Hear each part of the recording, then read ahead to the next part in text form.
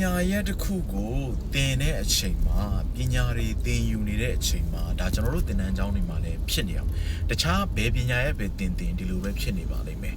အဲ့ဒါပါလဲဆိုတော့ရှေ့ရဆရာသင်နေတဲ့အချိန်မှာနောက်ကလှုပ်ချင်တာတွေလှုပ်နေတော့နောက်တစ်ခုကရှေ့ရဆရာသင်နေတဲ့အချိန်မှာတချို့ဆိုအချင်းချင်းတိုးတိုးနဲ့ပြောပြီးတော့မှပြုံးစီနဲ့ရီးနေရတာရှိရတချို့ကျတော့လည်းလှုပ်ချင်တာလှုပ်နေအောင်အဲ့လိုလှုပ်တဲ့ချိန်မှာရှေ့ရဆရာကနေပြောတဲ့အချိန်မှာတစ်ခါနှစ်ခါဆိုရင်အဲ့ဒီចောင်းသားကအဲ့ဒီဆရာကိုတိတ်မကြည်တော့မကြည်တဲ့အချိန်မှာဘာဖြစ်လာလဲဆိုတဲ့အခါကျတော့ကျွန်တော်တို့မှာလူတွေမှာတိစိတ်နဲ့မတိစိတ်ဆိုပြီးတော့အုံနောက်ကနှစ်ချမ်းရှိတယ်တိစိတ်ကတော့ဆရာဆိုတဲ့သဘောမျိုးနဲ့နားလည်လိမ့်မယ်လိုက်ထိုက်လေးနေပေးလိမ့်မယ်ဒါပေမဲ့ကျွန်တော်တို့ရဲ့ဒီညာဘက်ချမ်းမှာရှိတဲ့အုံနောက်မတိစိတ်ကအဲ့ဒါကိုမကြိုက်တော့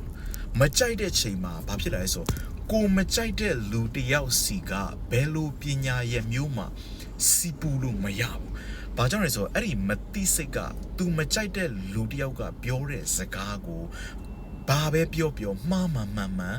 သူကလက်မခံတော့ဘူးမကြိုက်တော့ဘူးမကြည်တော့ဘူးအကန်နေကြည့်ပဲဖြစ်လာအဲ့ဒီချိန်မှာအဲ့ဒါလဲတင်လဲပြီးရောအဲ့ဒီចောင်းသားကအဲ့ဒီစီယာတင်တာနဲ့ပတ်သက်တဲ့အကြောင်းအရာတွေဝိုးတို့ဝါရာတွေဖြစ်ပြီးတော့ကောင်း